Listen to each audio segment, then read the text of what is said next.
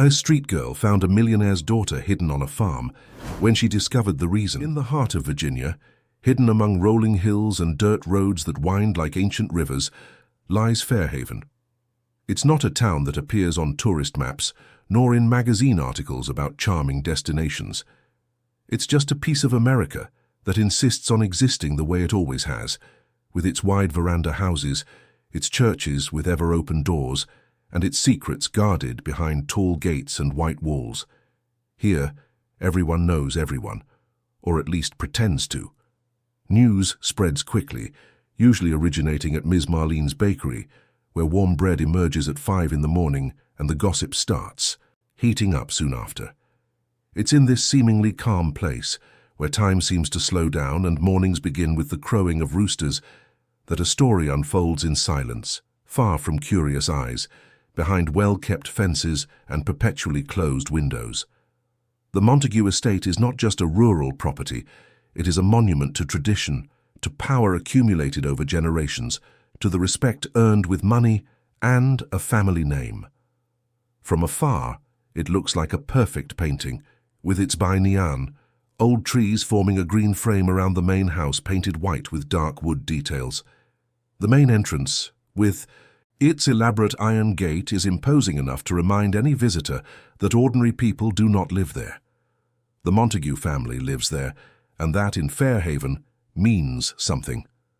But behind the impeccable appearances, the well-painted fences, and the perfectly manicured gardens, there lies a truth that no one outside that house knows.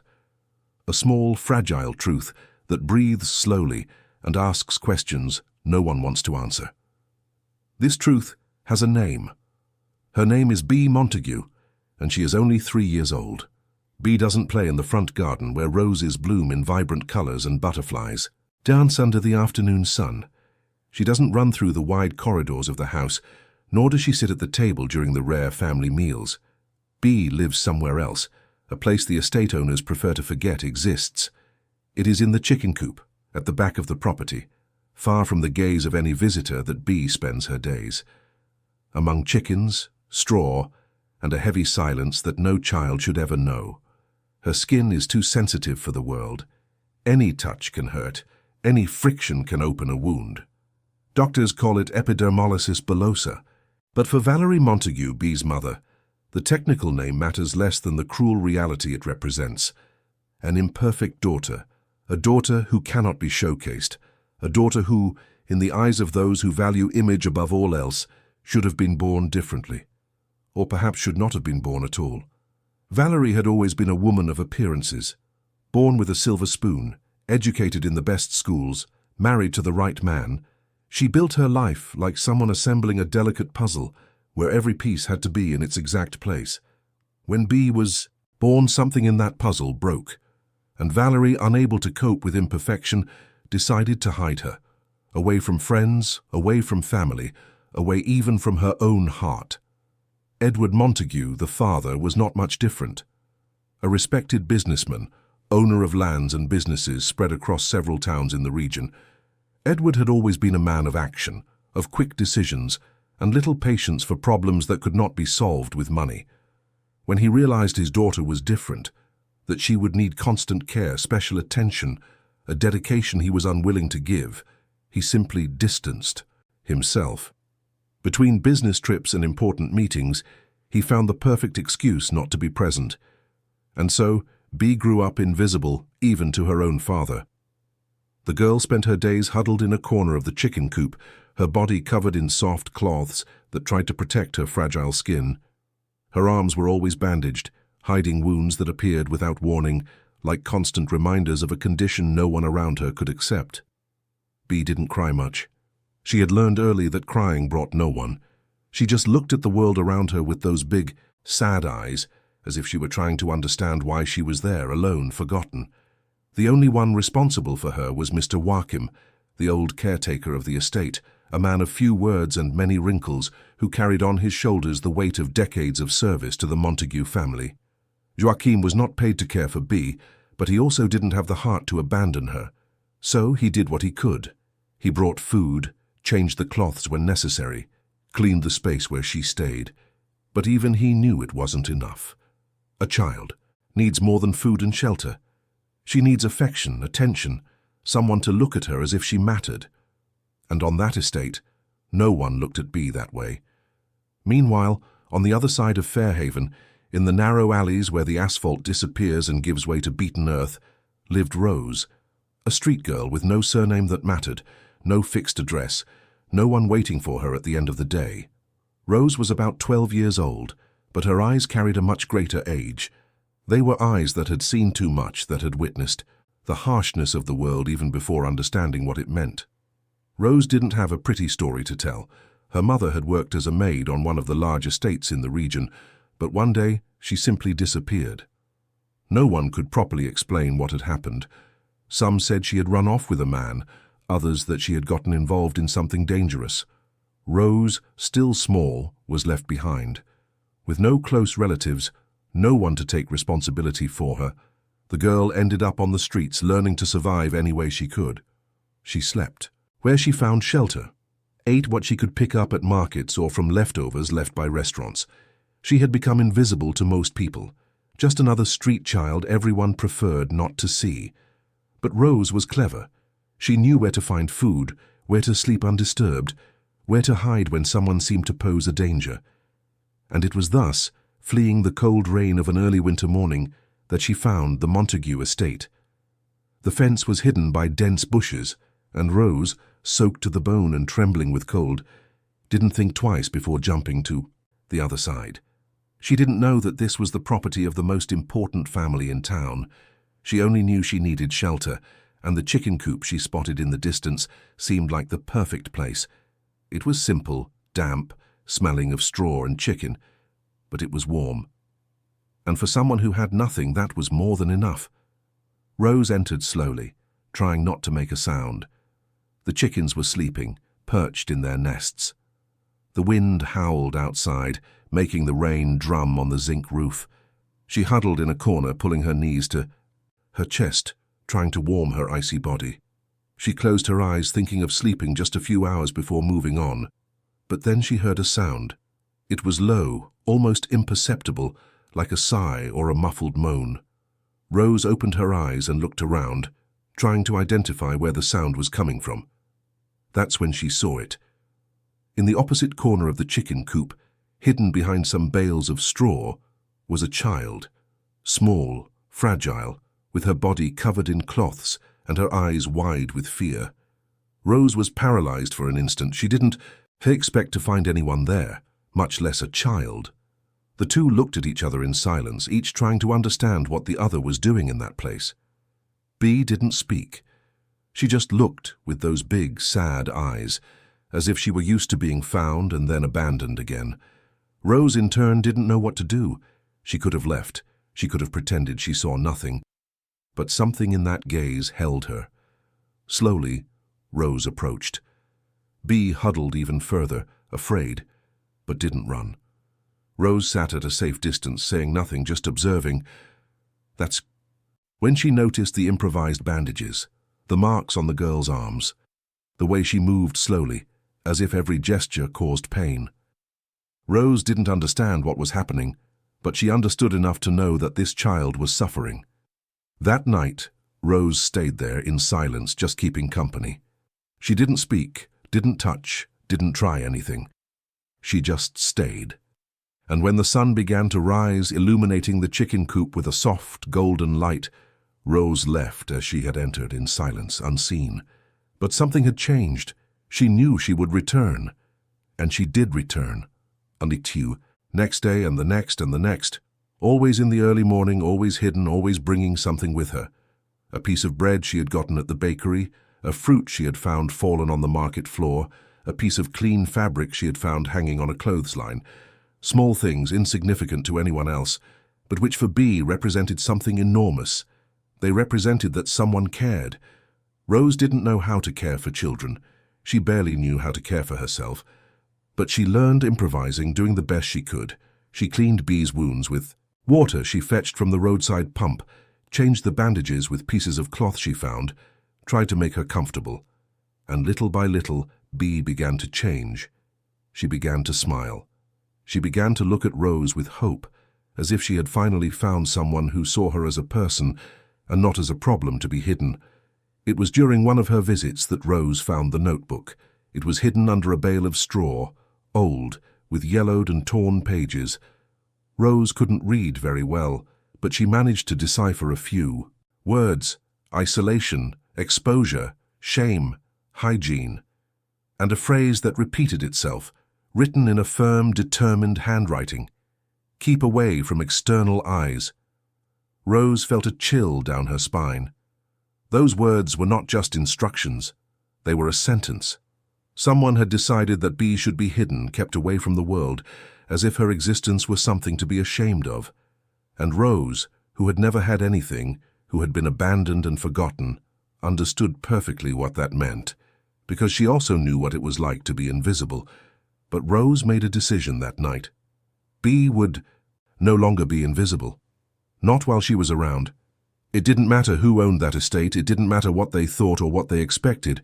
Rose would take care of that girl. She would protect her. She would make sure she knew she wasn't alone. And so, in a damp chicken coop at the back of an imposing estate, two lives intersected. Two girls, so different and yet so similar, united by a bond that no one but them could see.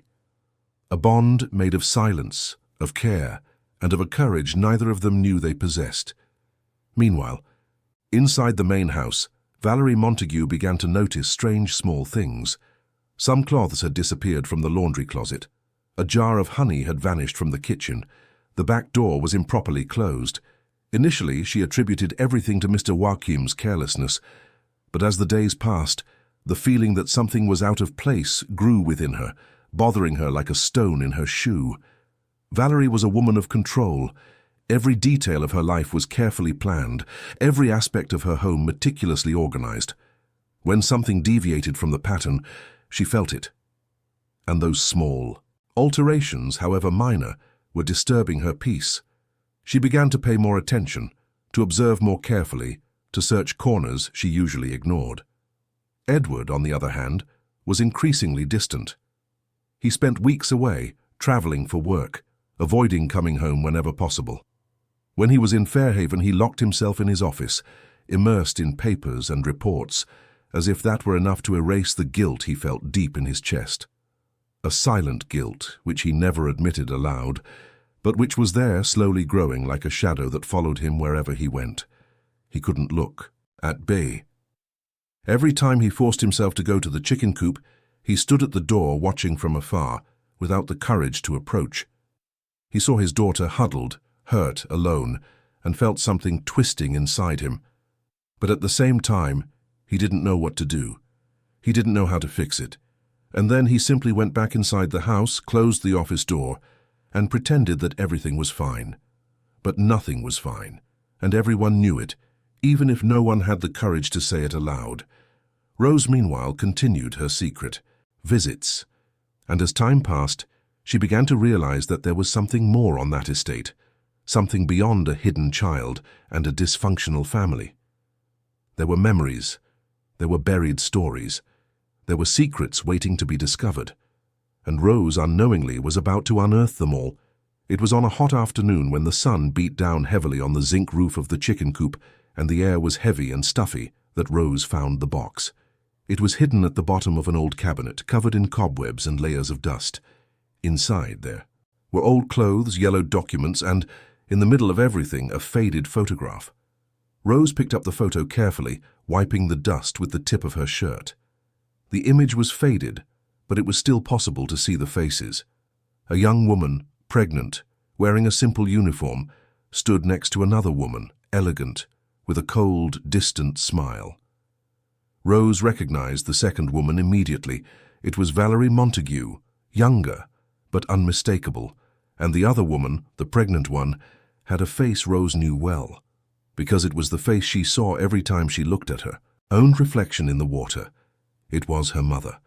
The world seemed to stop for an instant. Rose stood there holding that photograph, trying to understand what it meant. Her mother had worked in that house. She had been next to that woman, and then she had disappeared. Rose turned the photo over, and on the back she found a note, almost erased by time, but still legible. It simply stated a date and a name, Rose's name. The pieces began to fit together. Rose wasn't there by chance. That estate wasn't just a place where she had found shelter. It was the place where her story had begun, and somehow it was connected to Bee's story too. Rose put the photograph in her pocket, feeling her heart pound in her chest. She didn't yet know what to do with that discovery, but she knew that everything was about to change, because this was no longer just an invasion. It was a return to a place she should never have left, a return to a truth that had been hidden for too long.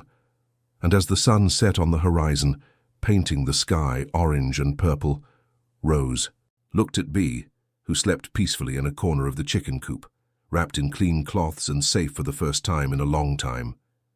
And Rose knew, with a certainty that came from somewhere deep inside her, that she wouldn't leave. Not until she discovered the whole truth. Not until she ensured that Bee would never be forgotten again. And not until she got justice for what had happened to her mother. Because some stories need to be told, some secrets need to be revealed, and some wounds, no matter how deep, need to be exposed to the light so that they can finally begin to heal. The following days were different.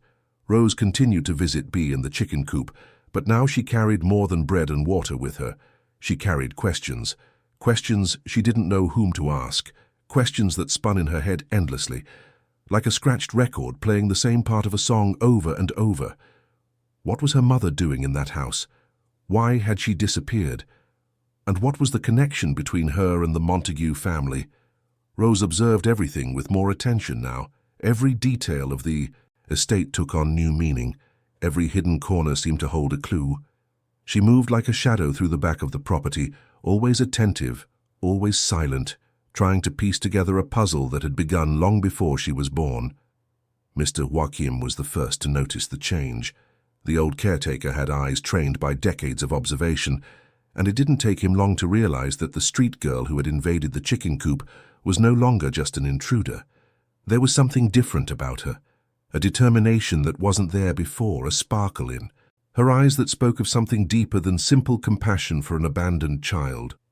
On a hot afternoon, when the sun beat down relentlessly on the roofs, and even the birds seemed to have given up singing, Mr. Joachim found Rose sitting on the floor of the chicken coop, holding the photograph she had found. He stopped at the door, leaning on the cane he carried everywhere, and stood there, watching in silence. Rose looked up, startled, ready to flee. But Joachim just shook his head slowly, like someone who finally understands something that had been confusing for a long time. "I knew your mother," he said, his voice hoarse and tired. "She was a good woman, hard-working, too honest for her own good." Rose was paralyzed. Her heart was beating so fast that she was sure the old man could hear it. She tried to speak, but the words wouldn't come out. Joachim approached slowly, sitting on an old crate beside her. His hands trembled slightly, marked by the stains of age and the calluses of hard work. "She worked here for many years," Joachim continued, looking at the photograph in Rose's hands. "She was the housemaid, took care of everything, cleaning, cooking, laundry. She did the work of 3 people alone and never complained. Miss Valerie even liked her, or at least pretended to." Rose found her voice, trembling and low. What happened to her? Joachim sighed deeply, like someone carrying a weight on their back for too long. "Your mother was pregnant when she started asking questions. Questions about things she shouldn't have seen, about conversations she shouldn't have heard. And when you're pregnant and have no one to protect you, asking questions in the wrong house can be dangerous." Rose felt a knot in her throat. Questions about what? Joachim looked around, making sure they were alone. About money that disappeared, about documents that were burned, about deals that Mr. Edward made far from the eyes of the law. "Your mother saw things she shouldn't have seen, and she started to worry. She was afraid of what it meant. And when you work for powerful people, fear is not a luxury you can afford." "And what did they do to her?" Joachim shook his head, his eyes watery. "No one did anything directly, it wasn't like that. But they started to pressure her. Miss Valerie changed. She became cold, distant, started treating her badly. Mr. Edward wouldn't even look her in the face. And then, one night, your mother simply left. She said she was leaving, that she couldn't take it anymore, that she needed to protect the baby. She promised she would come back for you once she settled somewhere else, but she never returned. Rose felt tears stream down her face, hot and salty. She had never cried for her mother before, had never had the time or space for it. But now, hearing those words, feeling the weight of that truth, she couldn't hold back. Joachim placed his trembling hand on her shoulder, a simple gesture, but full of an affection Rose hadn't received in years. "I never knew what happened after that," Joachim said. "If she managed to leave, if she found somewhere safe. I only know that you were left behind, and that everyone pretended you didn't exist, just like they do with little B now." Rose wiped her tears with the back of her hand, taking a deep breath, trying to compose herself. "And you never said anything?" Joachim let out a bitter, humorless laugh. "Who was I going to tell? The police who eat out of Mr. Edwards' hand? The neighbors who depend on the jobs he offers? In this town, girl, whoever has money is right, and I'm just an old caretaker who needs the work to survive." Rose looked at B, who slept peacefully in her corner, oblivious to the entire conversation. "So her story is similar to mine?" Joachim nodded. "Very similar. Except you at least had the chance to grow up away from here. She didn't even have that. She was born in this house and condemned to live hidden as if she were a dirty secret no one wants to admit." Rose put the photograph back in her pocket with renewed determination. "I'm going to change that," she said, her voice firm. "I don't know how, but I will." Joachim smiled, a tired smile but full of hope. "I hope so, girl. I hope you succeed, because if anyone deserves justice in this house, it's the two of you." Meanwhile, inside the mansion, Valerie Montague was increasingly restless. The small things that had started to disappear were now accompanied by other strange signs. Footprints in the dirt near the chicken coop, the back gate that she swore she had locked, but which was found open in the morning, and worse, changes in B. Valerie didn't visit her daughter often, but when she did, it was always with the same poorly disguised expression of disgust. Seeing B was like looking into a broken mirror, reflecting all her failures as a mother, all her weaknesses as a woman. But the last few times she had gone to the chicken coop, something was different. The girl was cleaner. The bandages seemed new and even more frightening. B was smiling. That bothered Valerie in a way she couldn't explain. How could a neglected child, hidden, isolated from everything and everyone, be smiling? Where did that change come from, and who was behind it? It was then that Valerie decided to investigate. She started waking up earlier, observing the property from a distance hidden behind the bedroom window curtains. And that's how on a cold morning she saw it. A thin girl, in torn clothes and disheveled hair, jumping the back fence and running towards the chicken coop. Valerie's heart pounded. An intruder, a street girl invading her property, messing with her things, touching her daughter. Anger rose, like hot lava, burning away any remnant of reason. She put on a robe and hurried downstairs, determined to end it once and for all. But when she reached the chicken coop door, something made her stop. Through a crack in the old wood, she saw the scene. Rose was sitting beside B, carefully changing the bandages, cleaning the wounds with a delicacy Valerie had never shown, and B was smiling. She smiled with her eyes closed, peaceful, secure, as if she had finally found someone who loved her. Valerie was paralyzed. That should have filled her heart with anger, with indignation. But what she felt was something much worse. She felt shame, deep shame, which burned more than any anger could burn, because at that moment, looking at a street girl caring for her daughter better than she had ever cared for her, Valerie saw herself for what she truly was, a mother who had failed, a woman who had chosen appearance over love. She retreated slowly, going back inside the house without making a sound, feeling her legs tremble. She locked herself in her room and sat on the edge of the bed, her hands covering her face. For the first time in years, Valerie cried. She cried for the daughter she had rejected, for the woman she had become, for the choices she had made that now seemed so wrong, so cruel. But the crying didn't last long, because Valerie Montague was not a woman to falter for long.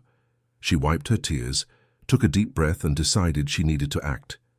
She didn't yet know what to do, but she knew she couldn't let things continue that way. Something had to change, and she, somehow, needed to be part of that change. Edward, on the other hand, was increasingly distant. On the rare occasions he was home, he avoided Valerie, avoided conversations, avoided any mention of B. He spent hours locked in his office, drinking expensive whiskey and looking at reports he could barely read. His life was falling apart, but he didn't know how to stop it. It was on one of those lonely nights that he received a call. It was from an unknown number, and Edward almost didn't answer. But something made him press the green button on his phone, bringing the device to his ear with disinterest. "Mr. Montague," a calm, firm male voice said. "My name is Dr. Benjamin Rocher. I am a physician, and I believe you need to talk to me." Edward frowned. "I don't know any doctor by that name. You don't know me, but I know your daughter, B. Or rather, I know her condition, and I know she is being kept hidden on your property." Edward's blood ran cold. "How do you know that?" "I received a letter some years ago asking for help. The letter was from someone who worked in your house, a woman named Marcia.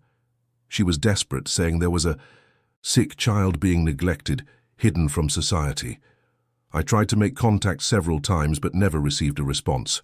Now, after so much time, I decided to come personally to Fairhaven to see with my own eyes if there is still time to help." Edward remained silent, processing those words. Marcia. The name echoed in his mind like a muffled scream. The maid who had left years ago. The maid Valerie always spoke of with contempt, saying she was a gossip and a busybody. Marcia had tried to help B, and they had sent her away. "I will be in Fairhaven tomorrow," Dr. Benjamin continued, "and I will look for you. I hope you are prepared for an honest conversation, Mr. Montague, because hiding a sick child is not just neglect, it is cruelty." The call ended. Edward sat there, in his expensive leather chair, holding the phone with a trembling hand. Everything was falling apart. The walls he had built around his perfect life were crumbling, and there was nothing he could do to stop it. The next day, when the sun had barely risen, a white car stopped discreetly near the estate entrance. Dr. Benjamin Rocher stepped out, carrying a worn leather briefcase and a determined look. He was a middle-aged man, with greying hair and a face marked by years of experience.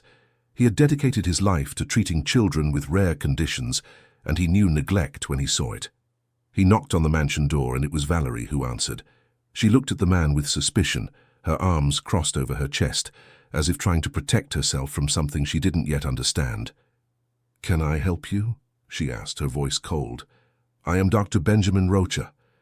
I've come to talk about your daughter, B." Valerie's face paled. "I don't know what you're talking about. I think you do. And I think it's time we stopped pretending. Because while we pretend, a child is suffering, and that needs to end." Valerie tried to close the door, but Edward appeared behind her, holding the doorknob. "Let him in, Valerie." "Edward, don't be ridiculous. This man has nothing to do with our lives."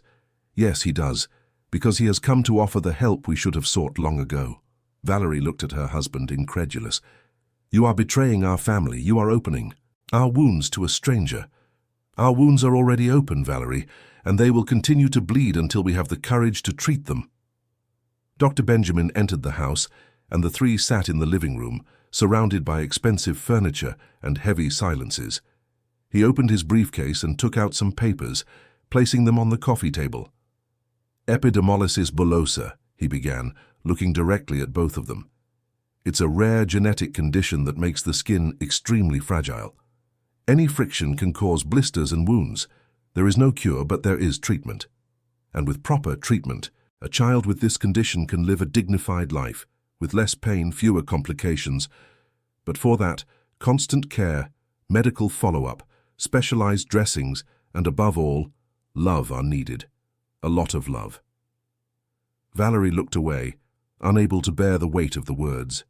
Edward, on the other hand, kept his eyes fixed on the doctor, as if he were being hypnotized by a truth he could finally no longer deny. "Where is she?" Dr. Benjamin asked. "At the back of the property," Edward replied, his voice hoarse. "In the chicken coop. Take me there." The three walked in, silence across the property, through the well-kept garden, past the white fences, until they reached the chicken coop. When they opened the door, they found Rose sitting beside Bee, humming a soft song as she adjusted the cloths around the girl. Rose jumped up, startled, ready to run. But Dr. Benjamin raised his hand, asking for calm. "You don't have to leave. You're taking care of her, aren't you?" Rose nodded, still suspicious. "I am." "Then stay, because you are exactly the kind of person she needs around." The doctor approached Bee, kneeling beside her with a delicacy that impressed even Valerie. He examined the wounds, observed the bandages, touched the girl's skin with infinite care. And when he finished, he looked at the parents with a mixture of disappointment and compassion. "She is in a serious condition, but it's not too late. With proper treatment, we can greatly improve her quality of life, but this will require dedication, patience, and above all, presence. Are you willing to do this?" Valerie didn't answer. She just looked at Bee, who now watched her with those big, sad eyes as if she were waiting for some reaction, some sign that she would finally be seen as a daughter and not as a shame. Edward, in turn, felt something breaking inside him. All the barriers he had built, all the excuses he had invented, all the reasons he had used to distance himself, everything collapsed at once. He approached Bee, kneeling beside the doctor, and for the first time in 3 years, touched his daughter's face with infinite care. "Forgive me," he whispered, his voice choked. "Forgive me, my daughter." And it was there, in that damp chicken coop hidden at the back of an imposing estate, that the true story began. The story of a family learning to love, the story of a street girl discovering her past, the story of a sick child finally being seen, and the story of secrets that, when revealed, can both destroy and rebuild everything around. The news arrived on an ordinary morning, one of those when the sun rises slowly over Fairhaven, and the birds sing as if the world were always a peaceful place. Rose was having breakfast with Valerie in the kitchen, talking about the math test she would have that day when the phone rang. It was an unknown number, but Edward answered anyway, bringing the device to his ear with the naturalness of someone not expecting anything extraordinary. What he heard on the other end of the line made his face pale. His hands began to tremble, and for a moment it seemed he would faint. Valerie immediately stood up, worried, holding her husband's arm. Rose was paralyzed, watching the scene without understanding what was happening. "What is it?" Valerie asked, her voice tense. Edward slowly hung up the phone, as if each movement required immense effort. He looked at Rose, and there was something in his eyes that the girl couldn't decipher. Fear, hope, disbelief, all mixed in an impossible-to-describe expression. "It was from the Williamsburg Municipal Hospital," Edward said, still processing the information. "They found a woman. She had been hospitalized for weeks, without documents, without identification. But when she finally regained consciousness, the first thing she said was a name. Marcia. And then she said another name. Rose." The world seemed to stop. Rose felt the ground open beneath her feet, felt the air leave her lungs.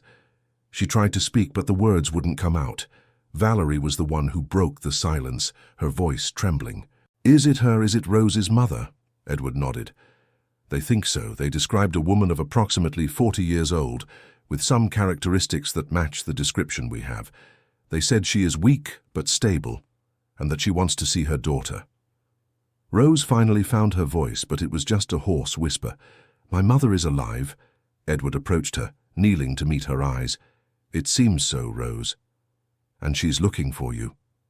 Tears began to stream down Rose's face before she even realized it. They were tears of relief, of fear, of hope, of everything a child who grew up without a mother could feel upon discovering that perhaps, just perhaps, she could have her back. Valerie hugged her, pressing her against her chest, and for the first time, Rose allowed that embrace to completely comfort her. "We're going to get her," Edward said, determined. "We're going now." The trip to Williamsburg was made in silence. Edward drove with his hands firm on the steering wheel. Valerie looked out the window without really seeing anything, and Rose sat in the back seat, holding her mother's diary against her chest as if it were a talisman that could ensure everything would be all right. Bee had stayed home under the care of Dr. Benjamin and Mr. Joachim, but before they left, she had held Rose's hand and said, in her fragile but affectionate little voice, "Everything will be all right." And Rose wanted to believe it. She wanted to believe that after so many years, after so much pain and abandonment, she would finally have her mother back. But at the same time, she felt fear. Fear that it wasn't really Marcia. Fear that it was, but that her mother wouldn't recognize her. Fear that time had created a distance too great to be overcome. When they arrived at the hospital, they were greeted by a kind nurse who led them through white, cold corridors to a room on the 3rd floor. The door was ajar, and through it, Rose could see a simple bed with a woman lying down covered by white sheets. Her heart was pounding so hard she was sure everyone around could hear it. Edward and Valerie stood outside, giving Rose space. The girl entered slowly, with hesitant steps, like someone walking on thin ice. The woman had her back to them, looking out the window, and didn't immediately notice Rose's presence. But when Rose said in a trembling, low voice, "Mother," the woman turned, and it was her. It was Marcia.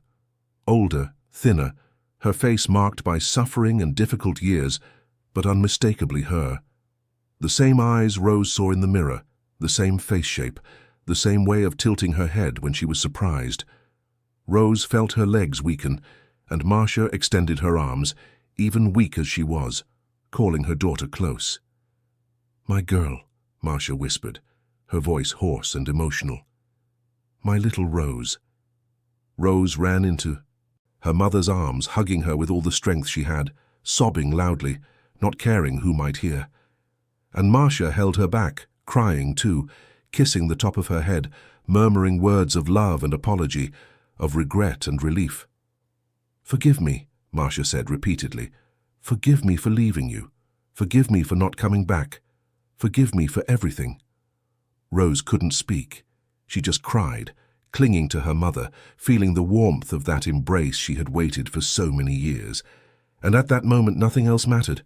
Not the past, not the difficulties, not the lost time. Only that instant mattered, that reunion, that love that had survived everything. When they finally separated, Marcia held Rose's face between her hands, observing every detail, as if she were engraving that image in her memory. "You've grown so much. You're so beautiful, so strong. I dreamed of this day every day since I left. What happened, Mother? Why did you never come back?" Marcia sighed deeply, her eyes watery.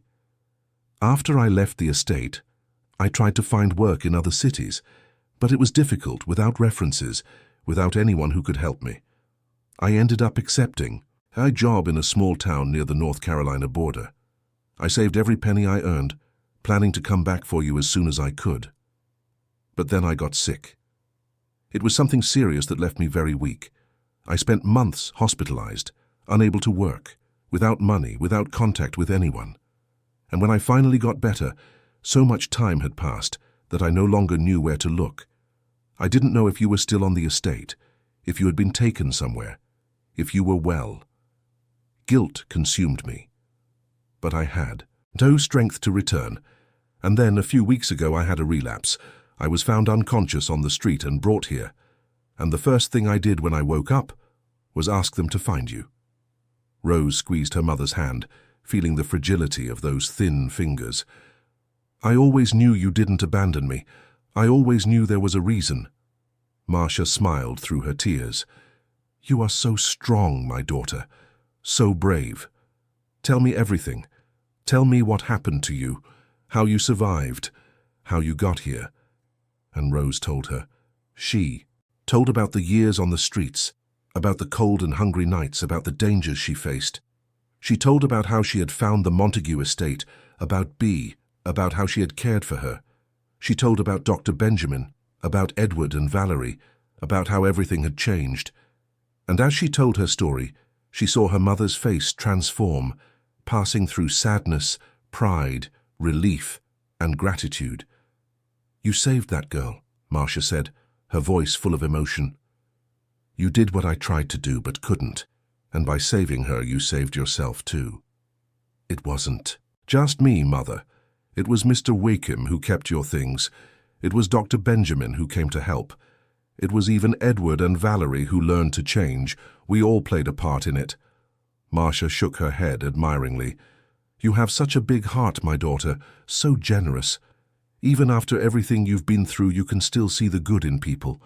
Rose smiled, wiping her tears. I learned that from you. Even without having you nearby, your words were always with me. Your diary showed me who you were and taught me to be like you. Marcia held the diary Rose had brought with her, running her fingers over the worn cover. You found it.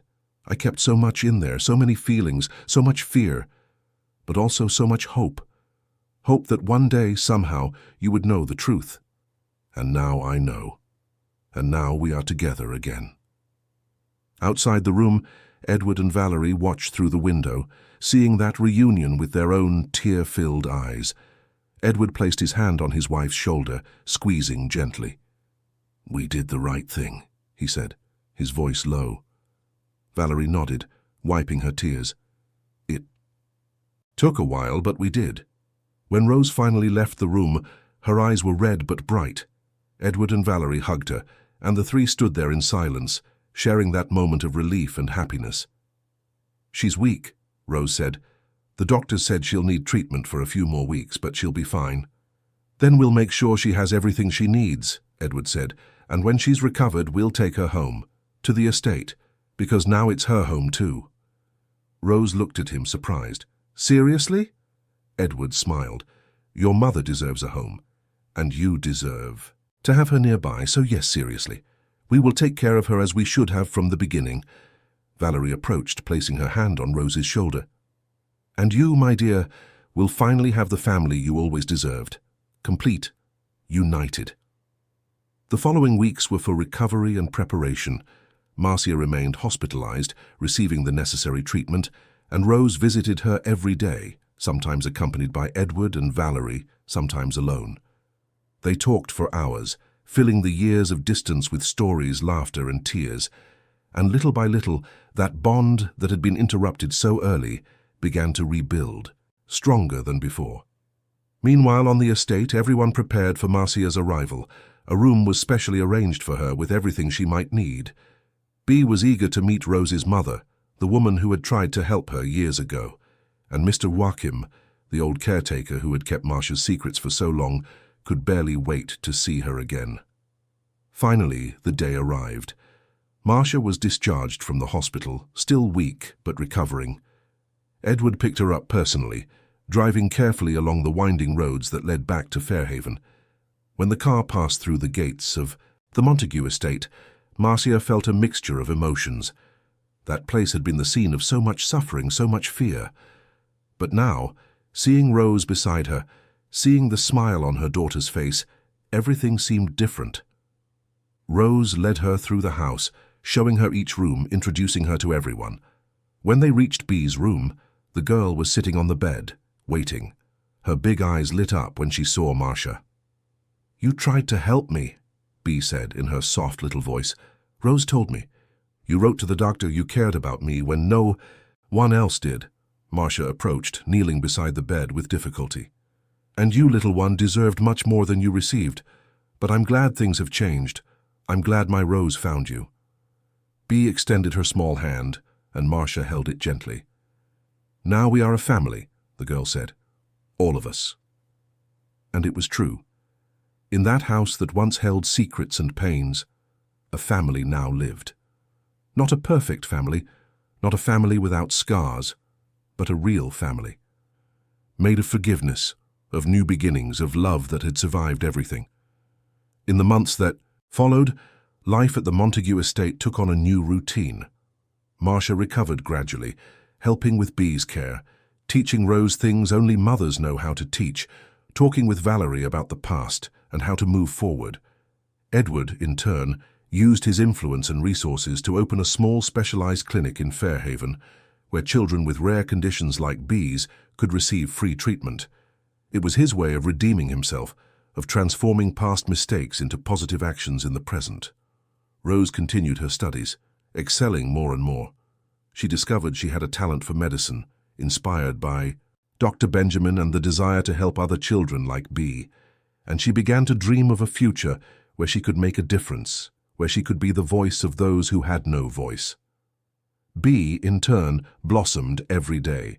She still had her limitations, still faced pain and difficulties, but now she was surrounded by love, by care, by people who saw her as a complete human being and not as a problem to be hidden. She began to attend private lessons, to learn to read and write, to discover the world that had been hidden from her for so long. And Mr. Joachim, the old caretaker who had been a silent witness to so much, could finally rest in peace. To see that family rebuilt, to see those wounds being healed, was more than he had dared to dream. And when, on a quiet afternoon, he sat under the shade of a century-old tree and closed his eyes for the last time, it was with a smile on his face and the certainty that his work had been fulfilled. Mr. Joachim's funeral was simple but moving. The entire estate paused to pay their respects to the man who had dedicated his life to that place and that family. Rose placed flowers on the coffin, remembering all the times he had helped her, all the secrets he had kept, all the good he had done in silence. "He deserved a happy ending," Rose said, her voice choked. Edward placed a hand on her shoulder, and he had one. Because he saw everything change before he left. He saw justice being done. He saw love triumph over fear. And that, for someone like him, was the greatest gift he could receive. Years passed, and the story of the Montague estate became almost a legend in Fairhaven. People spoke of the family that had learned to love, of the street girl who had saved a forgotten child, of the secrets that had been revealed and the wounds that had been healed. And although many details were exaggerated or distorted by time, the essence of the story remained true. Rose grew up and became a doctor, specializing in pediatric care. She opened her own clinic in Fairhaven, working alongside Dr. Benjamin, who became not only her mentor, but a paternal figure in her life. She treated children from all social classes without distinction, without prejudice, offering the care she herself would have liked to receive when she was little. Bee, despite all her physical limitations, became a young woman full of life and dreams. She learned to play the piano, discovering that music was a way to express everything she felt without needing words.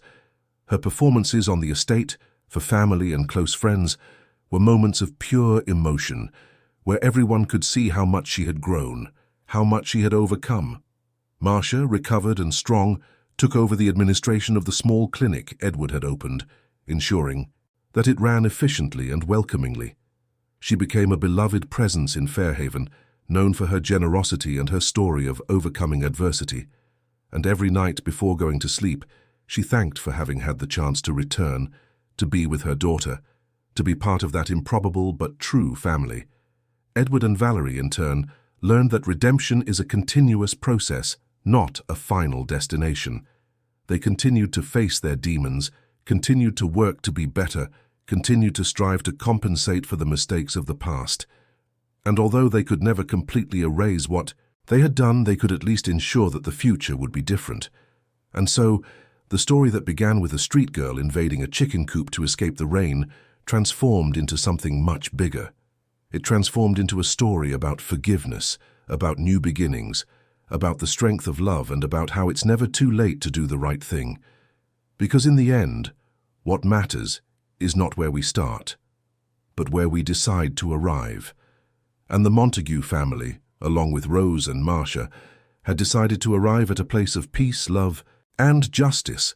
And in that place, finally, everyone found what they had been looking for their whole lives, a home. 5 years had passed since that emotional reunion at Williamsburg Hospital, 5 years that transformed not only the Montague estate, but all of Fairhaven. The small town in the heart of Virginia, which had always lived on whispers and secrets kept behind closed gates, now had a different story to tell. A story of redemption that spread through the dirt streets, through the bakeries, through the squares, reaching neighboring towns like a breath of hope. Rose was 17 now. She had become a determined young woman, with eyes that still carried the marks of the past, but that shone with the promise of a different future.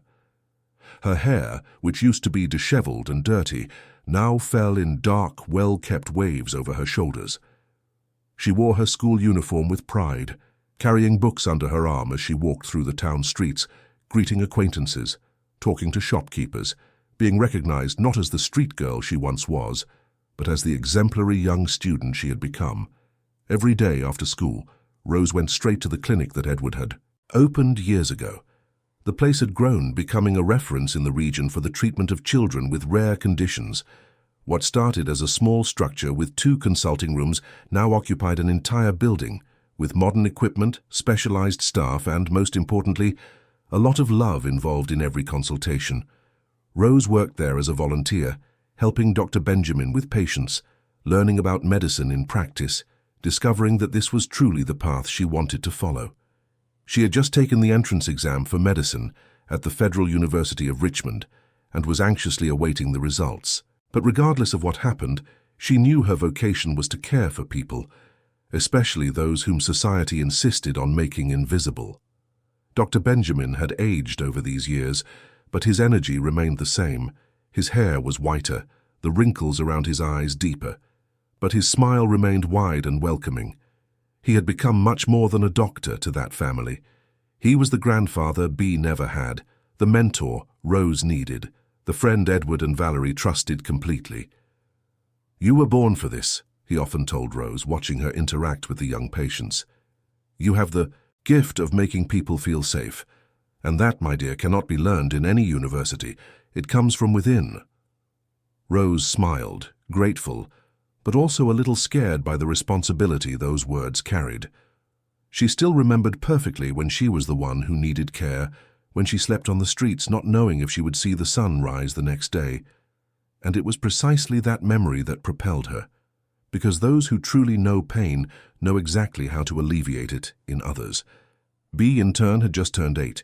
She remained fragile, her skin still sensitive, wounds still appearing frequently. But now they were treated properly, with specific products, modern dressings, constant medical follow-up. And more important than all this, Bea had something she lacked before. She had a present family who loved her unconditionally, who celebrated every small achievement as if it were a great victory.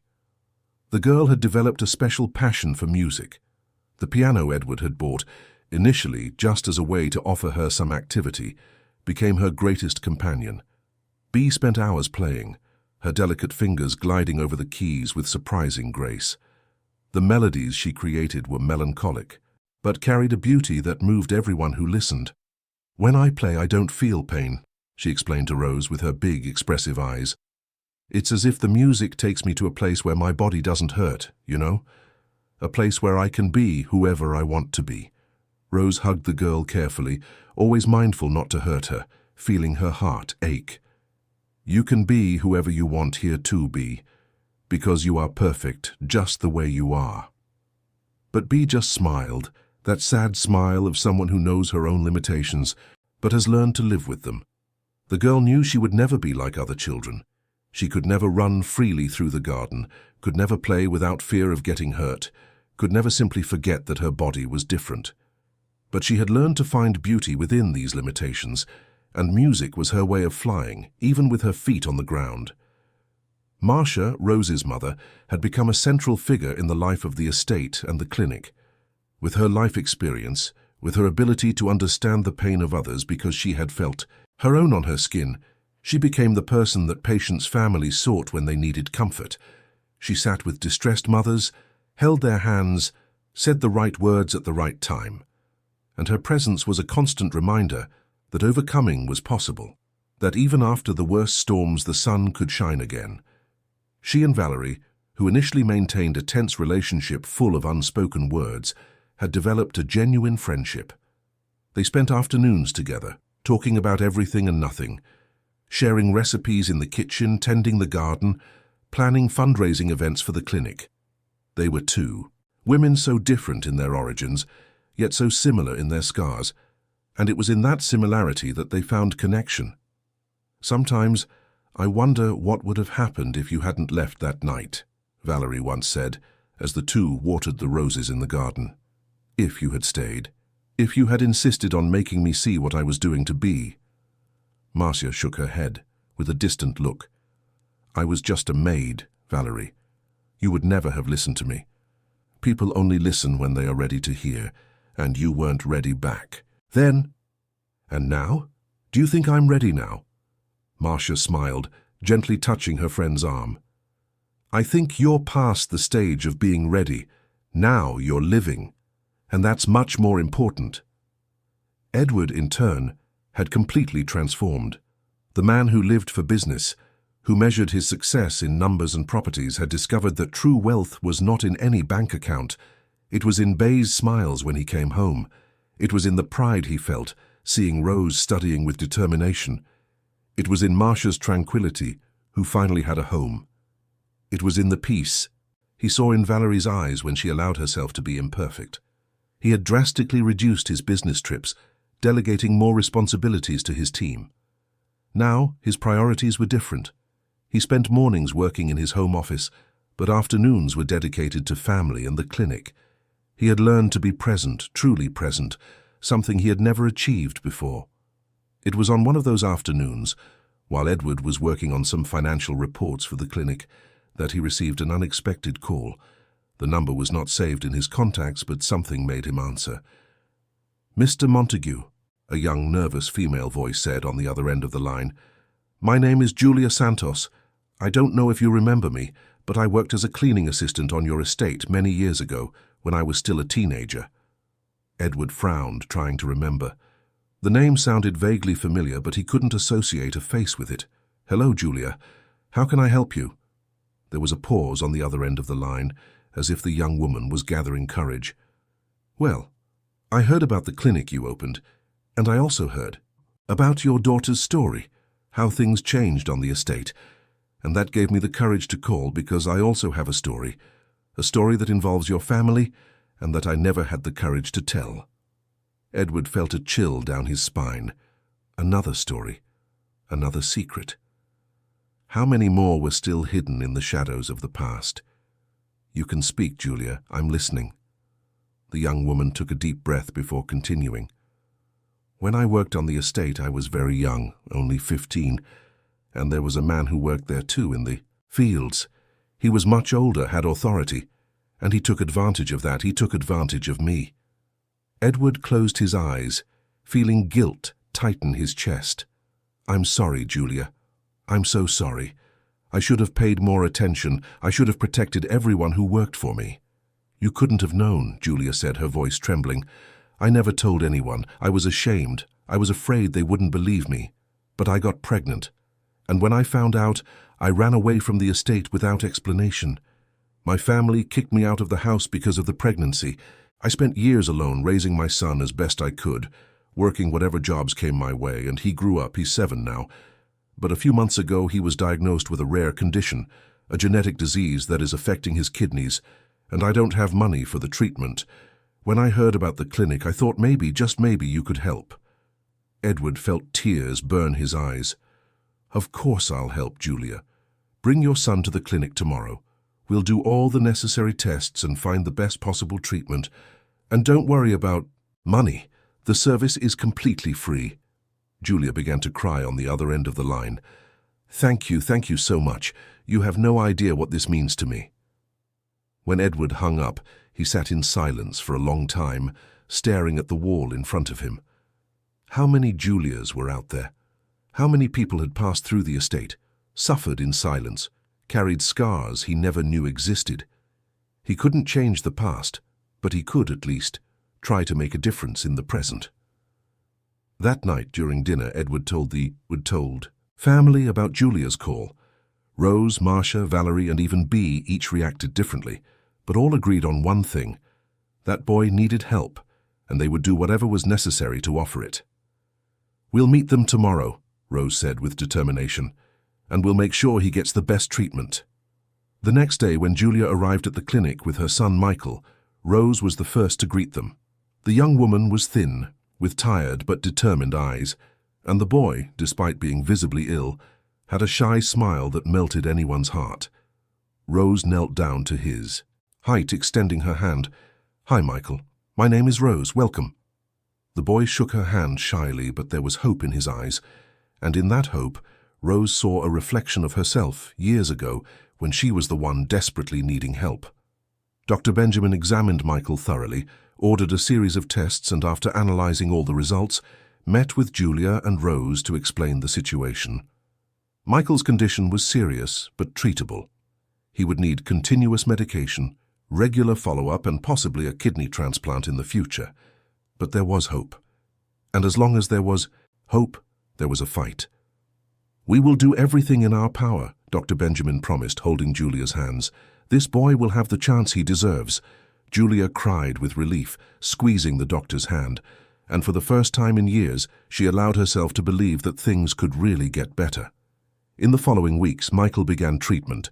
He came to the clinic 3 times a week, and whenever he arrived, he was greeted with smiles and affection. Rose made a point of being present at all his visits, talking to him, telling stories, making him laugh. And little by little, the boy began to open up, talking about his dreams, his fears, his hopes. In one of those conversations, Michael asked Rose, "Were you ever sick too?" Rose thought for a moment before answering. "Yes, I was. Not of the body, but of the soul. I went hungry, cold, lonely, and I thought I would never get better, but I did, because I found people who cared about me. And now I want to be that person for you." Michael smiled, and in that smile there was a confidence he hadn't had before. "You will succeed," he said, with the certainty that only children possess. Meanwhile, at home, Bea was increasingly fascinated by Michael's story. She asked Rose to tell her everything about him, about how his treatment was going, about what he liked to do. And when she learned that Michael loved to draw, Bea asked her father to buy art supplies and prepared a complete kit to give him as a gift. "I want him to know he has a friend," Bea explained to Rose. "Even if we've never met, I want him to know someone is rooting for him." Rose hugged the girl, moved. "You have an enormous heart, Bea. Too enormous for this small body." Bea laughed, that crystalline laugh that had the power to illuminate any room. "I learned it from you, Rose. You taught me that the size of the heart has nothing to do with the size of the body." When Rose gave the art kit to Michael, the boy was speechless. He opened the box carefully, looking at each item as if it were a treasure. Colored pencils, markers, special papers, paints. Everything he had always wanted, but never could have. "This is from Bea," Rose explained. "She also has a special condition, just like you, and she wanted you to know you're not alone." Michael held the kit against his chest, his eyes shining. "Can I meet her one day?" Rose smiled. "Of course you can. She'll love to meet you too." And that's how, a few weeks later, Michael visited the Montague estate for the first time. Julia was nervous, not knowing how she would be received in that place that held so many bad memories for her. But when she arrived, she was surprised by the warm reception of the entire family. Edward formally apologized for what she had suffered years ago, promising that he would do everything in his power to compensate, even knowing that some wounds never completely heal. Valerie prepared a special lunch, and Marcia helped serve, talking with Julia about motherhood, about challenges, about overcoming. And when Michael met Bea, the two connected immediately. They sat together in the garden, she playing the piano while he drew, creating a scene so beautiful that everyone stopped to watch. "They are 2 children life tried to break," commented Dr. Benjamin, observing from a distance, "but who refused to be defeated." Edward nodded, his eyes watery. "And we have an obligation to ensure they have every possible chance to live fully." That night, after Julia and Michael had left, the family gathered in the living room. The atmosphere was calm, with the soft light of the lamps creating a cozy ambiance. Rose was sitting on the sofa, flipping through a medical book. Bea was in Valerie's lap, almost asleep. Marcia and Edward talked in low voices about plans to further expand the clinic. It was Bea who broke the silence with an unexpected question. "Daddy, why are people sometimes mean?" Edward looked at his daughter, surprised by the depth of the question. He thought carefully before answering. "I think people aren't mean by nature, my daughter. I think sometimes they're so scared, so hurt, that they end up hurting others without realizing it. And other times, they're so worried about protecting their own wounds that they can't see the wounds of others. And were you like that, Daddy? Were you scared? Edward felt a lump in his throat. Yes, I was. I was terrified. Terrified of your illness, of not knowing how to take care of you, of the fear of failing as a father. And that fear made me make terrible decisions. Decisions that hurt you deeply, and for that I ask for forgiveness every day. Bea looked at her father with her big, serious eyes. I already forgave you, Daddy, a long time ago. Edward hugged his daughter with all the care in the world, feeling tears stream freely down his face. And in that embrace was contained all the gratitude he felt for having had a second chance, for being able to mend his mistakes, for being able to be the father Bea always deserved to have. Rose watched the scene in silence, with a smile on her face and her heart full of hope. Because if that family had managed to rebuild after so much pain, if they had managed to transform shame into love, secrets into truths, abandonment into presence, then anything was possible. Any wound could be healed. Any story could have a different ending than it seemed destined to have. And it was with that thought that Rose fell asleep that night, dreaming of the future she was building, of the lives she would still touch, of the difference she could make in the world, because she had learned, in the hardest way possible, that no one should be invisible, that every life matters, that every human being deserves to be seen, to be cared for, to be loved. And this lesson, learned on the cold streets of Fairhaven, lived in the damp chicken coop at the back of the estate, confirmed in the embraces of a rebuilt family, would be the foundation of everything Rose would do from then on. It would be her mission, her purpose, her reason for being. The university entrance exam results arrived on a September morning, when the sky was clear and the sun shone with that intensity found only in rural Virginia. Rose was at the clinic helping Dr. Benjamin with a bandage on a small child, when her cell phone vibrated in her pocket. She quickly glanced at the screen, and her heart raced. It was the email she had been waiting for months, the email that would decide the next few years of her life. With trembling hands, she opened the message. Her eyes scanned the words quickly, once, twice, 3 times, as if she needed to be absolutely sure of what she was reading. And then a huge smile spread across her face, a smile so wide and genuine that it lit up the entire room. Dr. Benjamin, I passed. I got into medical school. The old doctor dropped what he was doing and hugged Rose tightly, laughing loudly. I knew you would, my girl. I knew it from day one. The news spread quickly. Marcia cried with joy when she heard, hugging her daughter with all the strength she had, murmuring words of pride and love. Valerie prepared a special cake to celebrate, and Edward opened a bottle of wine he had been saving for special occasions. Bea played a song on the piano, a cheerful melody full of hope that she herself composed to celebrate the achievement of the person she considered her sister by heart. That night, the Montague estate was in celebration. Not a grand party, with many guests and ostentation, but an intimate and true celebration, bringing together the people who truly mattered. Julia and Michael were also invited, as were some clinic patients and their families. The garden was decorated with simple lights, and the table was laden with homemade food prepared with care. You deserve this and much more, Marcia said, to Rose, holding her daughter's face in her hands. After everything you've been through, after all the struggle, you deserve to achieve your dreams. Rose hugged her mother, feeling deep gratitude for having her back in her life. I wouldn't have gotten here if it weren't for you, Mother. Even when you were far away, even when you weren't physically here, your values were with me. Your strength was with me. You taught me never to give up. The two remained embraced for a long time, in a comfortable silence that said much more than words could express. It was the silence of two souls who recognized each other, who completed each other, who had found their way back to each other after years of separation. Later, when the party was winding down and guests were starting to leave, Rose sat on the bench under the century-old tree, the same spot where Mr. Joachim used to sit to observe the estate. Dr. Benjamin approached and sat beside her, with a tired but satisfied sigh. You know, Rose, he said, looking at the stars beginning to appear in the dark sky. When I received that letter from your mother years ago, asking for help for Bea, I almost didn't come. I was busy, had other cases, other commitments. but something told me I needed to come. And now, looking at all this, I see that decision changed not only Bee's life, but the lives of so many other people.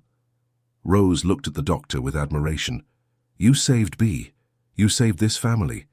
You saved me too, in a way. Dr. Benjamin shook his head. I just showed the way, my child. You saved Bee. You, with your immense heart, with your ability to love even after being so hurt by life. You are the true hero of this story. I'm no hero, Doctor. I just did what anyone should do. I cared for someone who needed care. And that's exactly what makes you a hero. Because unfortunately, many people don't do what they should do. Many people prefer to turn their faces, pretend not to see, protect their own comfort instead of reaching out to those in need. But not you. You never turned your face. And that's what will make you an exceptional doctor. Rose felt tears well up in her eyes. I'm scared, Doctor. Scared of not being good enough. Scared of disappointing people. Dr. Benjamin placed a hand on her shoulder with a paternal touch. Fear is normal, Rose. It means you care. But don't let fear paralyze you. Use it as fuel. Let it push you to study more, to dedicate yourself more, to be better every day. And always remember where you came from, because that's what will keep you humble and connected to the people who need you most. Rose nodded, wiping her tears. I'll miss you very much when I go to Richmond. And I'll miss you too, but you won't be far. But you'll come back on weekends, on holidays, and when you graduate I hope you'll come back to work here with me, because Fairhaven needs you. These people need you. Rose smiled, imagining the future. A future where she would be a doctor, where she could help even more people, where she could truly make a difference.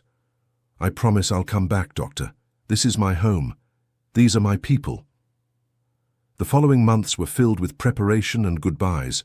Rose organized her belongings, bought the necessary materials for college, and emotionally prepared to leave the estate, even if temporarily. It was a mix of excitement and melancholy, anxiety and hope. Bee was particularly upset by Rose's departure.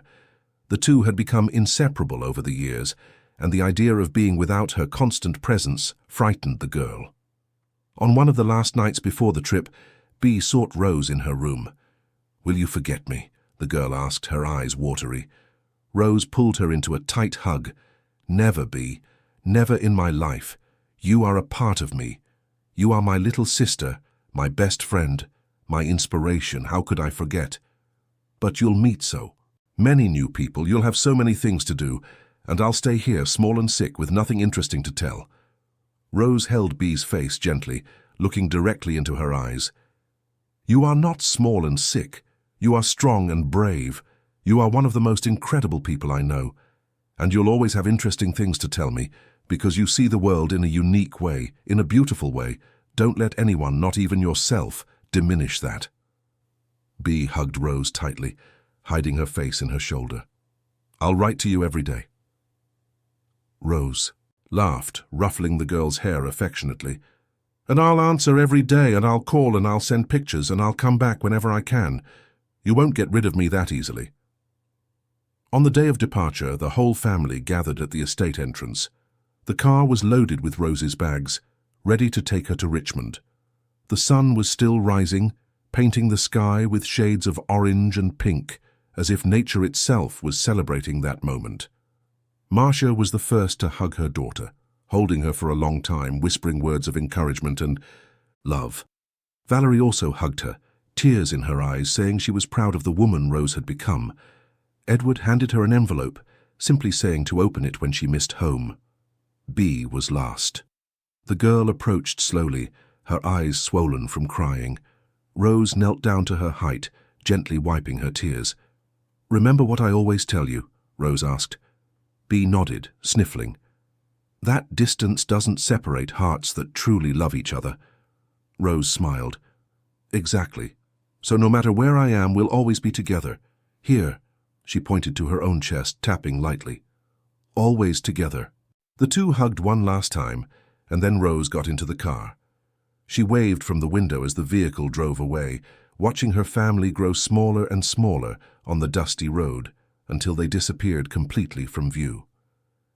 Adapting to university life was challenging. Rose found herself surrounded by classmates who came from completely different realities than hers. Many had studied in expensive private schools, had taken preparatory courses, had doctor parents who guided them. Rose, on the other hand, had only her determination and her memories of the streets as fuel. Initially, she felt out of place. Classes were difficult. The content was dense and she had to study twice as much as her classmates to keep up. There were nights when she slept only a few hours, bent over anatomy and physiology books, trying to absorb information that seemed impossible to memorize.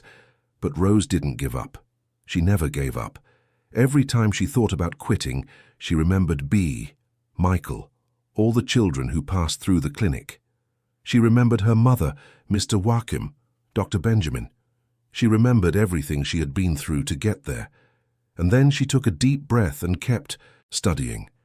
Little by little, she began to excel. Her dedication caught the attention of her professors, who began to recognize in her not just a diligent student, but a young woman with a natural talent for medicine, especially for pediatrics. Rose had a special connection with children, an ability to calm them, to make them trust her, to transform the cold clinical environment into something more human and welcoming. During holidays, Rose returned to Fairhaven and plunged back into work at the clinic. She applied everything she was learning in college, helped Dr. Benjamin with more complex cases, and talked with patients' families. And with each visit, she realized how much she had grown, how much she had learned, how much closer she was to realizing her dream. Bea continued her journey as well. At 12 years old, the girl had become a talented pianist, giving small recitals on the estate for friends and clinic patients. Her music touched people deeply because it was possible to feel in every note the pain, the overcoming, the hope. It was as if Bea was telling her story through the piano without needing words. Michael, in turn, had responded well to treatment. His condition was stable, and he grew strong and healthy, contrary to the doctor's initial expectations. He continued to visit the clinic regularly, but now as a controlled patient, no longer in critical condition. And his passion for drawing had developed so much that he began to illustrate children's books about children with special conditions, helping to normalize these differences and combat prejudice. Julia, his mother, had secured a stable job in the clinic's administration, working alongside Marcia. The two women, who shared stories of suffering and overcoming, formed a strong friendship, and together they ensured that the clinic continued to operate efficiently and welcomingly. Edward and Valerie aged together, more connected than ever. His hair was completely white now, and she had some wrinkles around her eyes, but they were marks of a life lived fully, of genuine smiles and tears of joy. They had learned in the hardest way possible that true love is not that which never fails, but that which rises after every fall and chooses to try again. The years passed quickly. Rose graduated from medical school with honors, being one of the best students in her class. On graduation day, the whole family was present. Marcia cried with pride. Bea smiled from ear to ear. Edward and Valerie filmed everything with their cell phones. And when Rose went on stage to receive her diploma, she dedicated that moment to all the people who had believed in her when she herself didn't. After graduation, Rose completed her residency in pediatrics, specializing in the care of children with rare conditions. And when she finally completed all her training, she returned to Fairhaven, exactly as she had promised. The clinic, which was already large, expanded even further with her arrival, becoming a reference throughout the state of Virginia.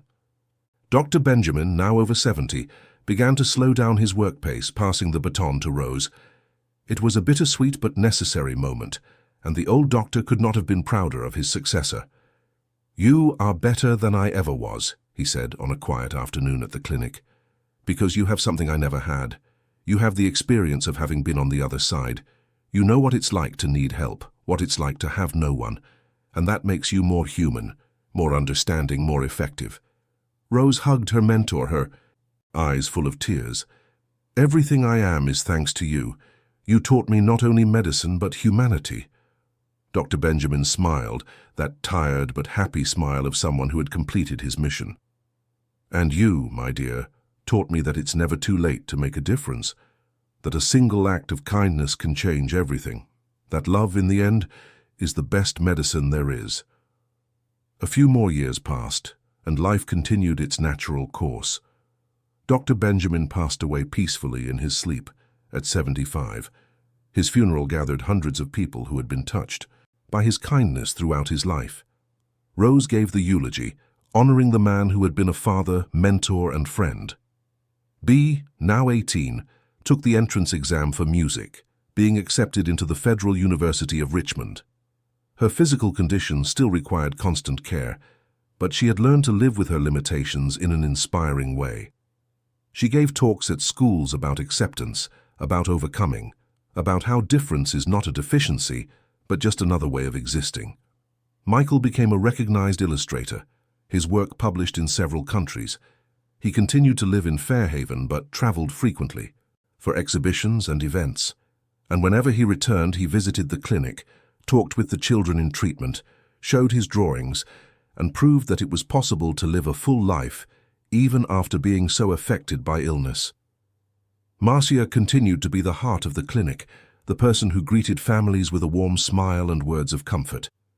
Her presence was a constant reminder that hope should never be abandoned, that even in the most difficult situations, there is always a possibility of improvement.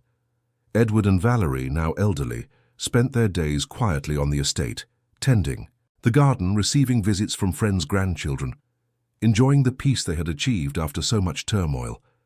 They looked back and saw a life of errors and successes, but above all, of learning.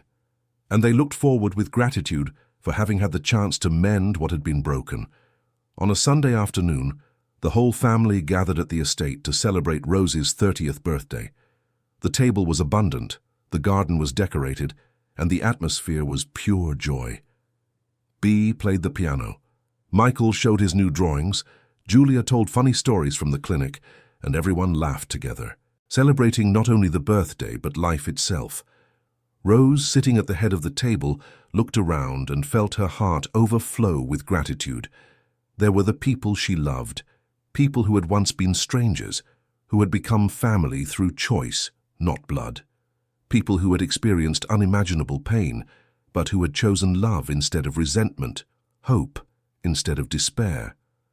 "I want to make a toast," Rose said, standing with a glass in her hand. Everyone looked at her, waiting. "I want to toast to family, not to the family that is born ready, but to the family we build with our choices. I want to toast to second chances, to new beginnings, to forgiveness. I want to toast to every child who passes through our clinic and finds there not only medical treatment, but true love. I want to toast to the memory of Dr. Benjamin, who taught us that medicine is much more than science. It is the art of healing souls. And I want to toast to each of you for teaching me that love always wins, always heals, always transforms." Everyone raised their glasses, moved, and at that moment, under the blue sky of Virginia, with the sound of B's piano in the background and the smell of homemade food in the air, everyone felt that they were exactly where they should be. Because that wasn't just a family. It was a miracle made of courage, forgiveness, determination. A miracle that began with a street girl invading a chicken coop to escape the rain and transformed into a legacy of love that would touch countless lives for years to come. And as the sun slowly set on the horizon, painting the sky with colors impossible to describe, Rose knew with absolute certainty that her life had purpose, that every pain she had felt, every night she had spent hungry and cold on the streets, every moment of loneliness and abandonment, all had had a meaning, because everything had prepared her to be who she was now. An exceptional doctor, a loving daughter, a dedicated sister, a present friend. And more important than all that, a person who knew, with every fiber of her being, that no one should be invisible, that every life deserves to be seen, to be cared for, to be loved, and that the true legacy we leave in the world is not measured in money or property, but in lives touched, in hearts healed, in love offered without expecting anything in return. That was Rose's story, a story that began on the streets of Fairhaven and would continue to echo for generations, A story of overcoming, of redemption, of unconditional love. A story that proved it is never too late to change, to mend, to love. A story that showed that the end of one path can be the beginning of an even more beautiful one. And this story, like all great stories, didn't really have an end. Because true love, the kind that transforms and heals, is eternal. It continues to echo long after the words end, long after people are gone. It continues to live in the hearts of those who have been touched by it. And so, under the stars beginning to appear in the Fairhaven sky, the family celebrated. They celebrated life. They celebrated love. They celebrated the miracle of having found each other. And each one knew, deep in their heart, that this was just the beginning of many more beautiful stories yet to come. Because where there is love, there is always hope. And where there is hope, there is always a future.